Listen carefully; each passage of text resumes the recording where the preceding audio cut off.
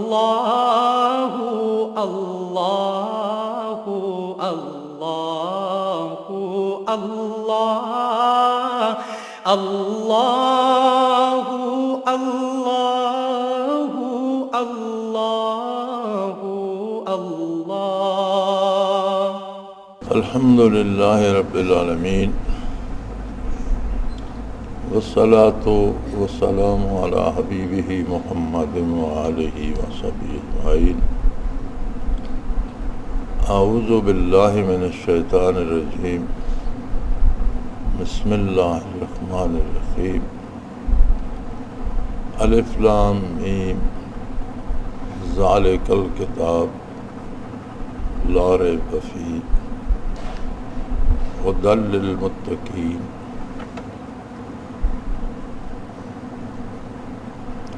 الذین یؤمنون بالغیب ویقیمون الصلاة ومما رزقناہم ینفقون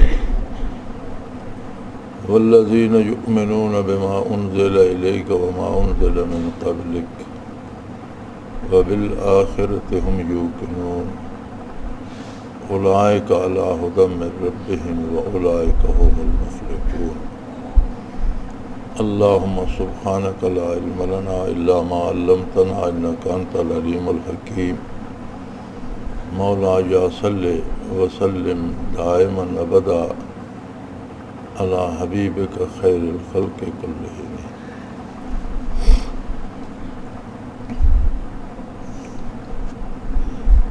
ارشاد باری تعالی ہے ذالک الکتاب لا ریب فیہ.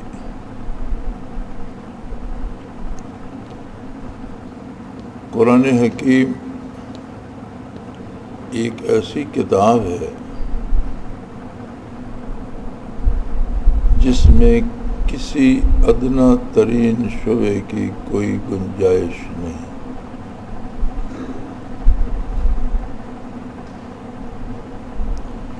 ھدی للمتقین، رہنمائی فرماتی ہے اہل تقویٰ کی. ایک کتاب کی کسی بات میں جتنی باتیں کتاب میں ارشاد فرمائی گئی ہیں کوئی رائے برابر بھی ادنی ترین شعبے کی بھی گنجائش نہیں ہے. اب کتاب اللہ میں پہلی قوموں کے واقعات بھی ہیں، انبیاء علیہ السلام کا ذکر خیر بھی ہے، تخلیق آدم اور انسانیت کیسے بڑی وہ تذکرہ بھی ہے.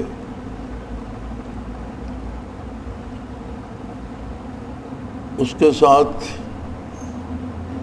آنے والے واقعات کی باتیں بھی ہیں. اس عالم میں کیا وقوع پذیر ہوگا وہ پیش گوئیاں بھی ہیں. اس کے بعد ایک اور عالم ہے جو ابدی اور دائمی ہے، اس میں کیا کچھ ہوگا وہ باتیں بھی ہیں. پھر اس عالم میں انسانی زندگی کیسے بسر ہو اس کی ساری تفاصیل بھی ہیں، اور پوری انسانیت کے لیے ہیں. عجیب بات یہ ہے کہ انسان مختلف ملکوں میں رہتے ہیں، ان کی زبانیں مختلف ہیں، اوقات مختلف ہیں، کہیں دن ہوتا ہے کہیں رات ہوتی ہے، موسم مختلف ہیں، عادات و اطوار مختلف ہیں، قد کاٹ مختلف ہیں، رنگ مختلف ہیں، بولیاں اور زبانیں مختلف ہیں، کھانے پینے کے انداز مختلف ہیں، لیکن سب کے لیے ایک ہی طرح کا طرز حیات، اس میں مکمل زندگی کا ضابطہ پوری زندگی کا،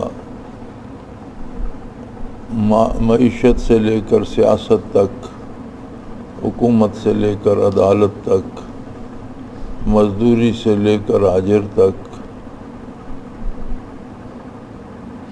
اور ذات سے لے کر گھر، خاندان، قبیلہ، قوم، ملک اور بین الاقوامی سطح تک پوری زندگی کے ہر نشیب و فراز میں رہنمائی کی گئی ہے۔ عجیب اور مشکل ترین کام ہے یہ۔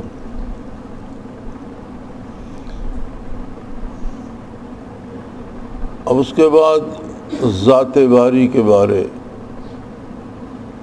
اس کی صفات کے بارے، اس کی مرضیات، پسند و ناپسند کے بارے پوری طرح کی ہر شعبے میں جامع، مکمل، تسلی بخش اطلاعات فراہم کی گئی۔ بے شمار ایسی باتیں ارشاد فرمائی گئی ہیں جن کا تعلق فزیکل اور میڈیکل سائنس سے ہے۔ مثلاً سورج کا سفر پہ رہنا، چاند کا اپنے دائرے میں حرکت پہ رہنا، ان کی وجہ سے زمین پہ کیا کیا تبدیلیاں ہوتی ہیں۔ اسی طرح انسان کی تخلیق کس طرح سے ہوتی ہے، زمین میں رویدگی کیسے ہوتی ہے، نباتات کیسے پلتی بڑھتی پھلتی ہے، پرندے کیسے ہوتے ہیں۔ یہ ساری وہ باتیں ہیں جن کا تعلق فزیکل سائنس سے ہے، اور سائنس نے ان موضوعات کو بہت بعد میں آ کے چھیڑا، پھر ان پر بڑی ترقی ہوئی، عجیب و غریب فلسفے بھی آئے۔ ڈارون نے کہا کہ انسان بندروں سے ترقی کرتا کرتا بن گیا، انسان بن گیا۔ یہ بھی ایک سائنس تھی اور قرآن کریم کے صریح خلاف تھی، لیکن خود سائنسدانوں نے پھر اسے رد کر دیا کہ ایسا نہیں ہو سکتا۔ تو بڑی ترقی کر کے سائنس صدیوں کی ٹھوکریں کھانے کے بعد اگر کسی مقام پہ پہنچتی ہے تو اس بات کی خبر قرآن کریم میں 14 صدیاں پہلے سے موجود ہے،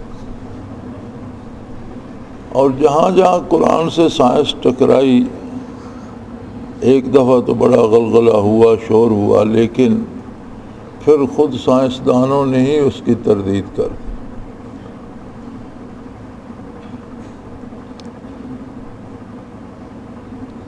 لیکن عجیب بات یہ ہے کہ ایک عجیب سی قید لگا دی گئی ہے کہ باوجود اس کے کہ یہ مکمل جامع ترین کتاب ہے، اس سے استفادہ وہی کر سکتے ہیں، رہنمائی وہی پا سکتے ہیں جو متقی ہوں۔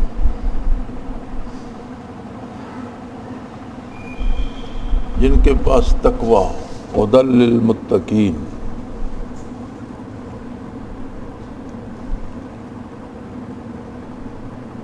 یہاں ہدایت سے مراد راہبری ہے۔ ہدایت کے دونوں معنی ہیں، رہنمائی بھی ہدایت کا معنی ہے، راہبری بھی ہدایت کا معنی ہے۔ کسی کو راستہ بتا دینا یہ بھی ہدایت ہے، اور کسی کو پکڑ کر راستے پر ساتھ چلا لینا یہ بھی راہبری ہے۔ یہاں مراد ہے پکڑ کر ساتھ چلا لینے سے۔ اتنی کامل، اتنی سچی، اتنی کھری کتاب ہے، اور اس پہ لوگ کیوں نہیں چلتے؟ فرمایا چلنے کی توفیق انہیں ہوتی ہے جو متقی ہیں، جن میں تقویٰ ہے۔ متقی کون ہے؟ آگے متقی جو ہیں یا صاحب تقوی ہیں ان کے اوصاف ہیں، الذین یؤمنون بالغیب، جو غائبانہ اللہ کریم کی عظمت پہ یقین رکھتے ہیں، وَيُقِيمُونَ الصَّلَاةَ، اور اس کی عبادت میں سستی نہیں کرتے بلکہ اسے قائم کرتے ہیں، اور جو نعمتیں ہم نے انہیں دی ہیں انہیں امانت سمجھ کر ہمارے حکم کے مطابق خرچ کرتے ہیں۔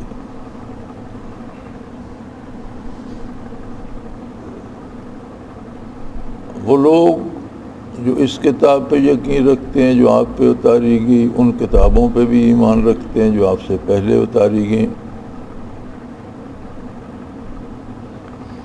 اور فرمایا وَبِالْآخِرَةِ هُمْ يُوقِنُونَ، جنہیں پختہ یقین حاصل ہو گیا ہے آخرت پر۔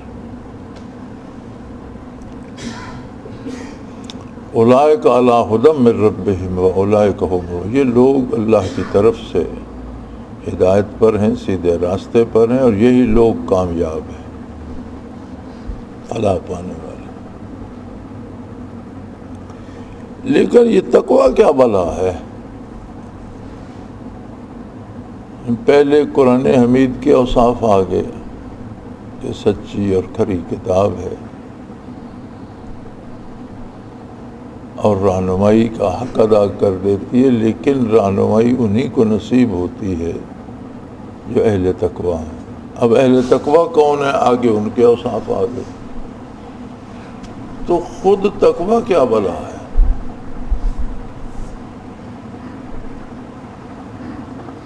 ہمارے ہاں جتنے تراجم اردو میں ملتے ہیں تقوی کا ترجمہ ڈر لکھ دیا جاتا ہے۔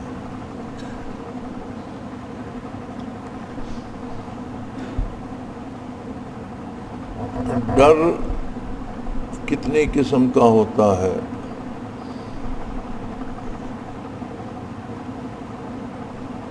دشمن سے بھی آدمی ڈرتا ہے، موذی جانور سے ڈرتا ہے، بیماری سے ڈرتا ہے، مالی نقصان سے ڈرتا ہے۔ یہ کتنی قسم کے ڈر ہیں؟ کون سا ڈر یہاں مراد ہے؟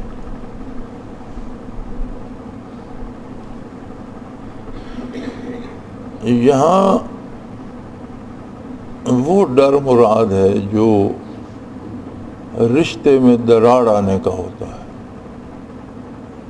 تقوی کا مطلب جو اردو میں ڈر کیا جاتا ہے، تو یہاں وہ ڈر مراد ہوتا ہے جو رشتوں میں بال آنے کا ڈر ہوتا ہے۔ مثلا آپ کوئی کام اس لیے نہیں کرتے کہ اس سے والد گرامی ناراض ہوں گے، یہ کام میں اس لیے نہیں کروں گا کہ میرا بھائی اس سے خفا ہو جائے گا، وہ اس بات کو پسند نہیں کرتا، یا فلاں دوست جو ہے اگر میں نے یہ کام کیا تو وہ روٹھ جائے گا۔ یہ جو رشتوں میں بال آنے کا ڈر ہوتا ہے، تقوی سے وہ ڈر مراد ہے۔ اور یہاں تعلق مراد ہے ذات باری کا، کہ بندے کا اللہ سے ایسا تعلق بن جائے، ایسا رشتہ بن جائے کہ بات کرتے وقت بھی وہ سوچے کہ کہیں ایسی بات نہ منہ سے نکل جائے کہ اللہ کریم ناراض ہو جائے اور رشتے میں دراڑ آ جائے۔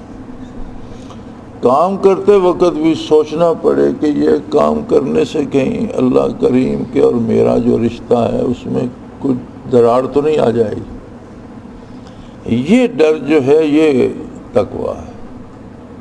لیکن خود تقوی کیا ہے؟ وہ سوال اپنی جگہ پھر بھی رہ جاتا ہے۔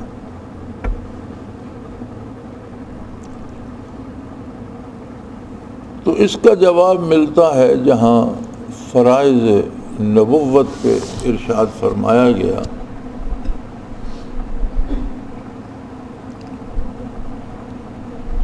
چار فرائض گنے گئے ہیں نبوت کے، نبی علیہ السلام کے۔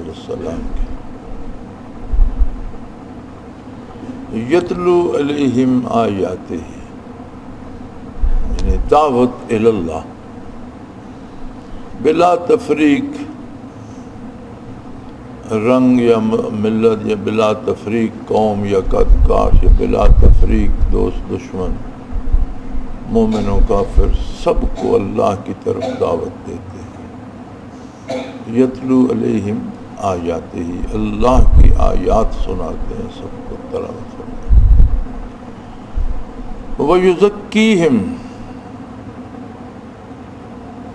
جو وہ دعوت قبول کرتا ہے اسے پاک کر دیتے ہیں.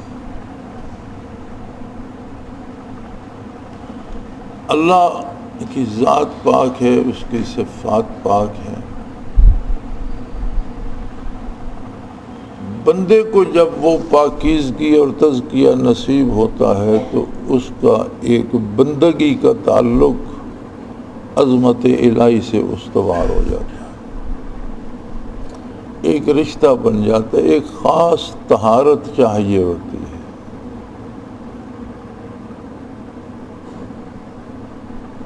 اور وہ طہارت دینا بندے کو، اس کا وہ تزکیہ کرنا، یہ فرائض نبوت میں سے ہے.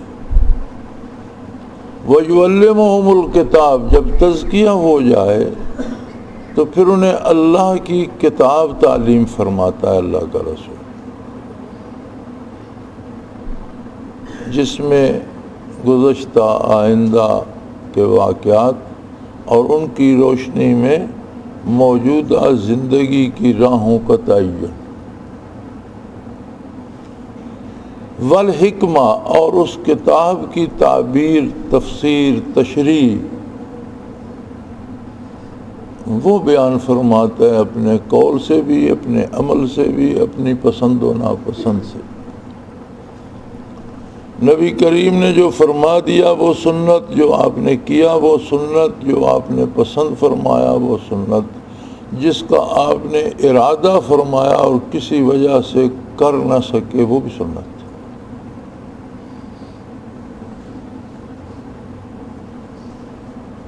جیسے آپ تراویح باجماعت پڑھتے ہیں تو حضور نے پڑھائی 2 دن اور پھر تیسرے دن صحابہ جمع رہے اور حضور حجرہ مبارک سے باہر تشریف نہیں لائے. بڑے انتظار کے بعد پھر حکم آیا کہ اپنی اپنی نماز پڑھ لو. تو اس پر حضور نے فرمایا کہ مجھے بہت پسند ہے کہ یہ نماز میں باجماعت پڑھاؤں، لیکن ڈرتا اس بات سے ہوں کہ کہیں یہ بھی تم پہ فرض نہ ہو جائے اور پھر یہ 20 رکعت رمضان کی تراویح فرض ہو گئی تو مشکل ہو جائے گی. یعنی ارادہ تھا حضور، اسی دلیل کو لے کر سیدنا فاروق اعظم رضی اللہ عنہ نے تراویح باجماعت شروع کرا دی کہ حضور کا ارادہ بھی سنت ہے. آپ کا ارادہ تھا لیکن ایک معنی تھا حضور کے خیال مبارک میں کہ یہ فرض نہ ہو جائے، تو اس لیے آپ نے جماعت ترک کر دی. تو اب تو وہ نزول وحی منقطع ہو گئی، اب تو کوئی ایسی بات نہیں، لہذا اب آپ کے ارادے کی تکمیل فرمائی جائے.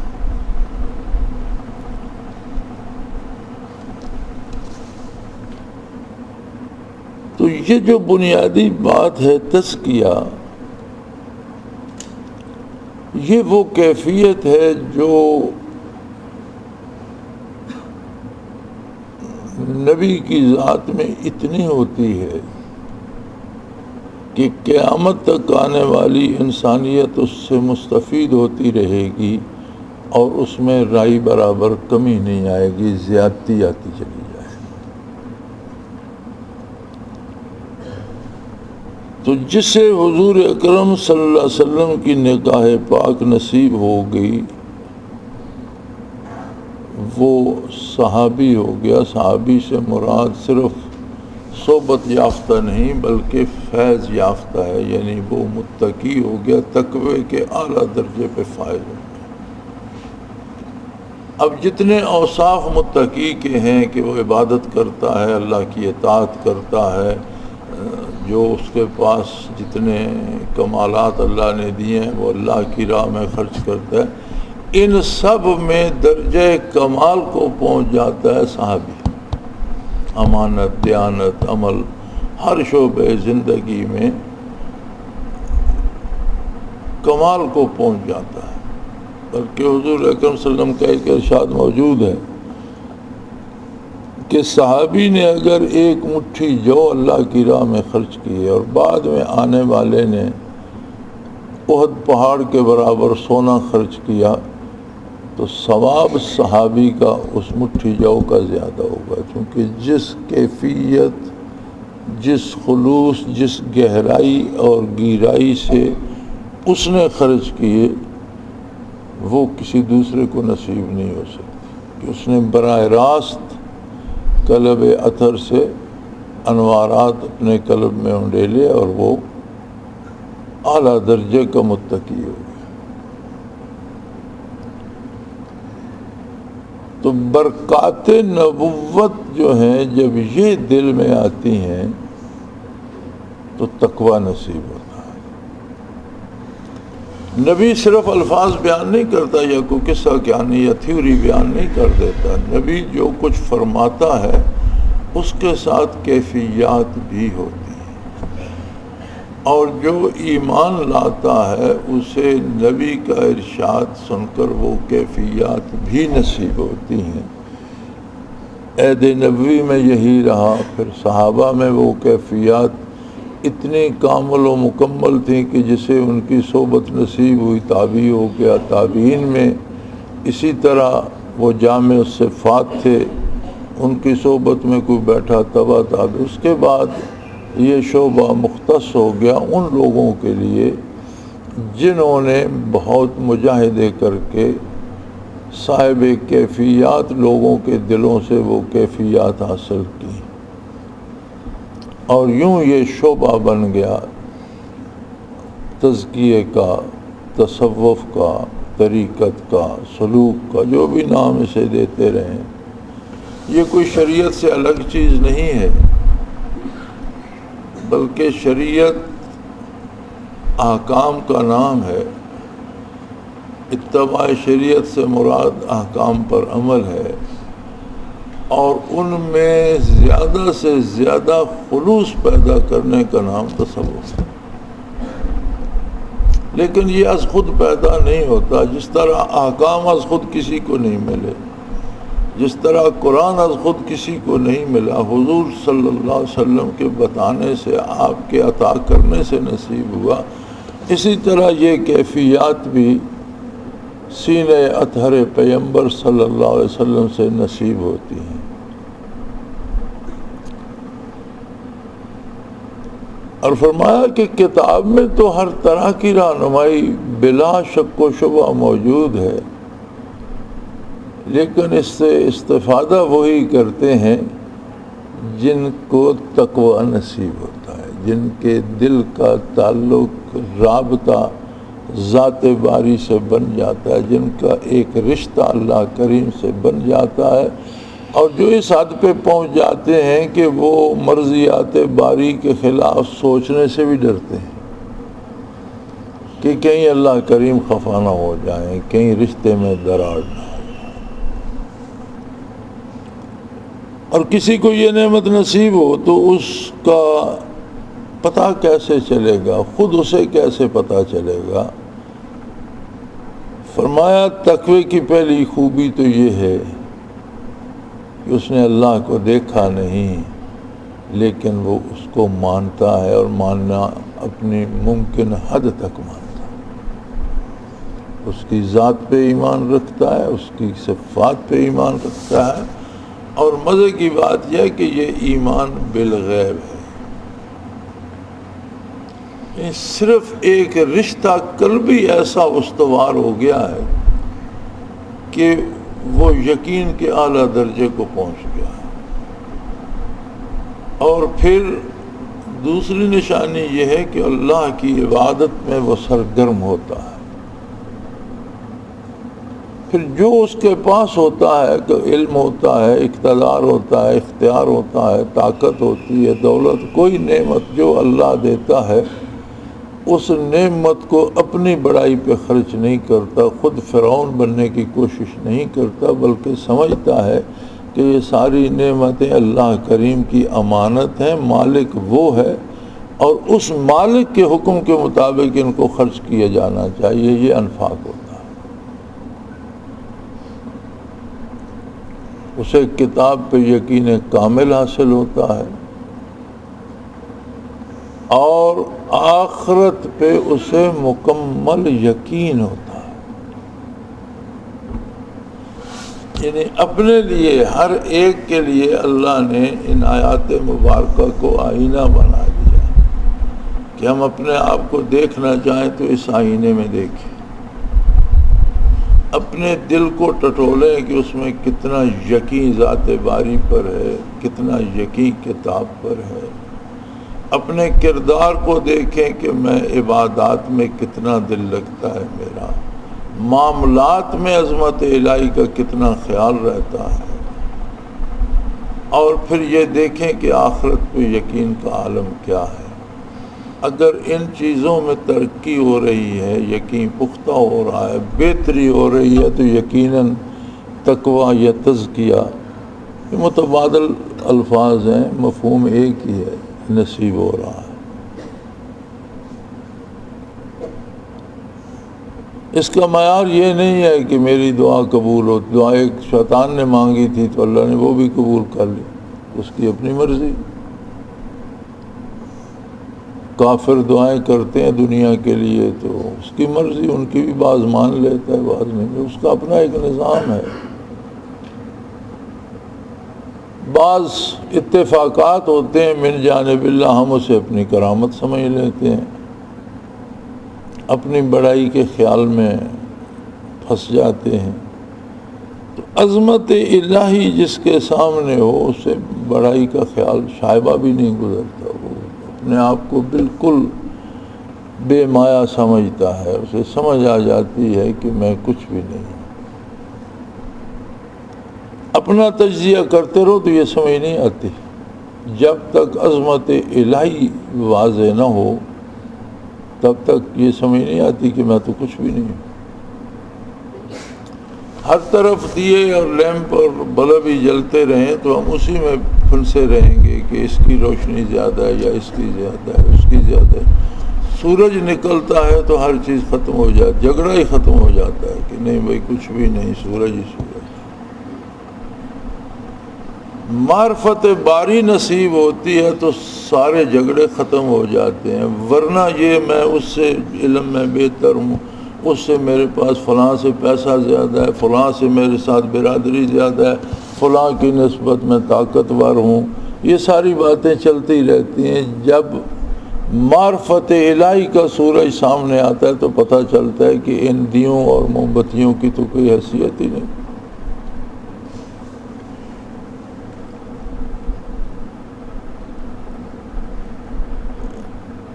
تو ان آیات مبارکہ کو دیکھا جائے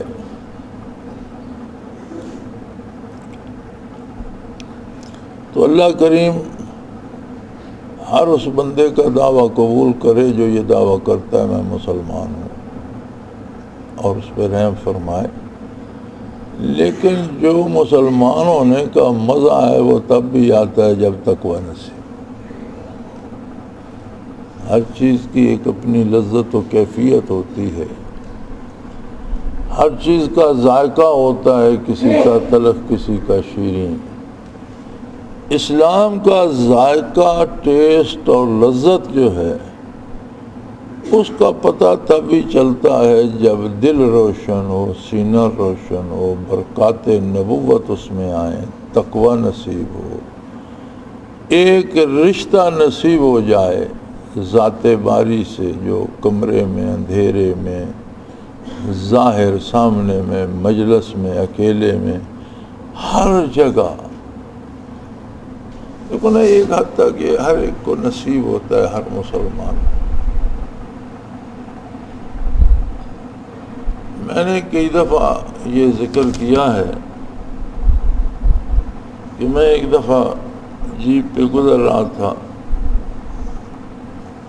ایک تالاب تھا بارشی پانی کا، ایک چرواہا وہاں بھیڑے لایا، اور گرمیاں تھیں اور گرمیوں میں رمضان شریف بھی تھا، تو بھیڑیں پیاسی تھیں، پانی پہ ٹوٹ پڑیں، ایک دوسرے کو دھکے دے کر پانی پینے لگ گئیں۔ اس نے چادر طے کر کے سر پہ رکھ کے تھوڑا سا اس طرح آنکھوں تک سایہ بنایا ہوا تھا، دھوپ تیز تھی، گرمی تھی، اسے بھی چاہیے تھا، وہ بھی کب سے جنگل میں پھر رہا ہوگا، پانی پیتا، لیکن اس نے آرام سے اپنی لاٹھی واٹھی رکھی، سر سے چادر اتار کے رکھی اور بیٹھ کر وضو کرنے لگ گیا۔ اس نے کیوں پانی نہیں پیا؟ یعنی ایک بات اس تقویٰ کی، تزکیہ کی اسے بھی نصیب تھی کہ وہ جنگل ہے، صرف جانور ہیں پاس، کوئی انسان دیکھنے والا نہیں، لیکن میرا اللہ میرے پاس ہے۔ اس نے پانی نہیں پیا، پیاسا تو وہ بھی تھا۔ تو ایک گناہ ایک حد تک تھوڑا صحیح، لیکن ایک رشتہ تو اس کا اللہ کے ساتھ ہے، اور یہ یقین اسے نصیب ہے کہ اللہ میرے پاس ہے۔ یہی تزکیے اور تقوی کا ایک حصہ ہے۔ اب اس کو اگر جلا ملے، برکات نبوت نصیب ہوں، اس میں ترقی نصیب ہو، تو یہ کہاں تک جاتا ہے کہ گردنیں کٹ تو سکتی ہیں، باطل کے سامنے جھکا نہیں کرتی۔ اور قرآن حکیم اول و آخر حق اور سچ ہے، لیکن اس سچ کو سمجھنے کے لیے، سننے کے لیے کان چاہیے، دیکھنے کے لیے بینائی اور آنکھ چاہیے۔ اسی طرح قرآن کریم کو سمجھنے کے لیے تقویٰ چاہیے، تزکیہ چاہیے۔ اس کے بغیر بات نہیں بنتی۔ اس کی بخشش عام ہے، اور وہ میں نے پہلے عرض کر دیا کہ ہماری دعا تو یہ ہے کہ ہر مدعی کو معاف کر دے اور قبول کر لے، لیکن ہمارے کہنے سے کیا ہوتا ہے؟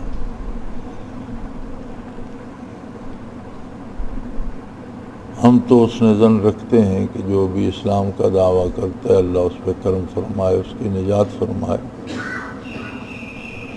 لیکن دعوے اور حقیقت میں بڑا فاصلہ ہوتا ہے۔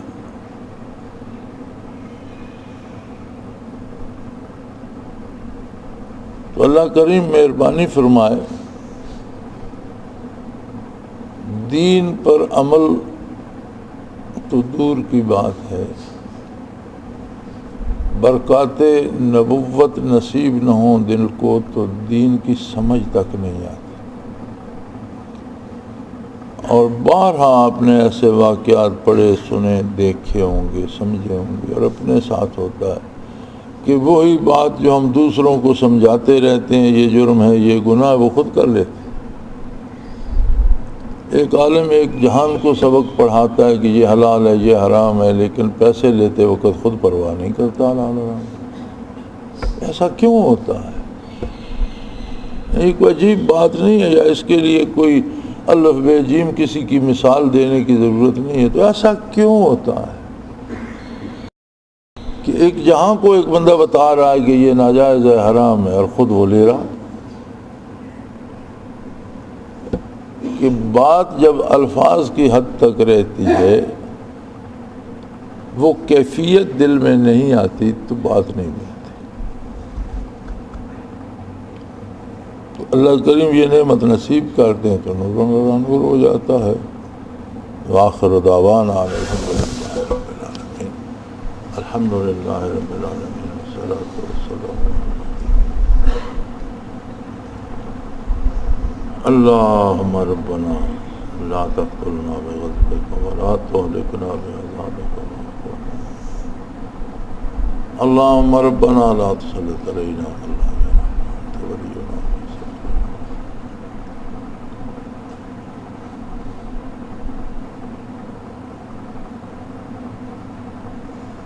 صلی اللہ تعالی علیہ اللہ اللہ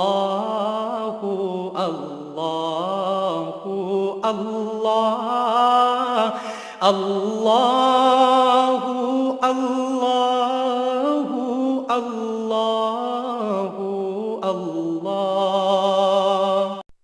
حضرت امیر محمد اکرم آوان مد ذلہ العالی دارل عرفان منارہ ضلع چکوال میں سالہ سال سے قرآن و حدیث کے اوپر خطابات کر رہے ہیں اور سلسلہ نقشبندیہ اویسیہ کے مطابق لوگوں کو ذکر الہی کی تربیت دے رہے ہیں۔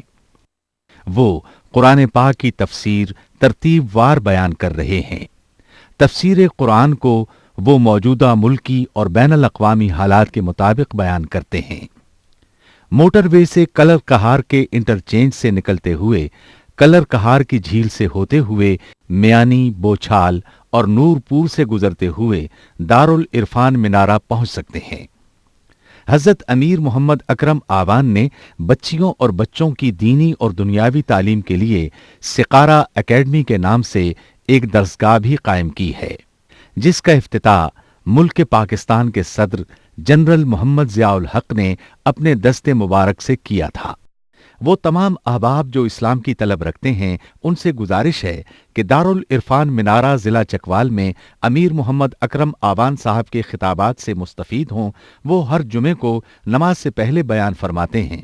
ہر ماہ کی پہلی اتوار کو ماہانہ اجتماع ہوتا ہے جس میں آپ خصوصی خطاب فرماتے ہیں اور پاکستان کے چاروں صوبوں سے احباب اس اجتماع میں شرکت کرتے ہیں۔ اس کے علاوہ یہاں سال میں 2 مرکزی اجتماعات بھی ہوتے ہیں، ایک رمضان المبارک میں اعتکاف کا اجتماع اور دوسرا جولائی اور اگست میں 40 دن کا اجتماع ہوتا ہے جس میں روحانی تربیت کی جاتی ہے۔ اپنا خون سیماب دے کر اتنا ہم کر جائیں گے، نام آقا کا چمن میں پھر رقم کر جائیں گے۔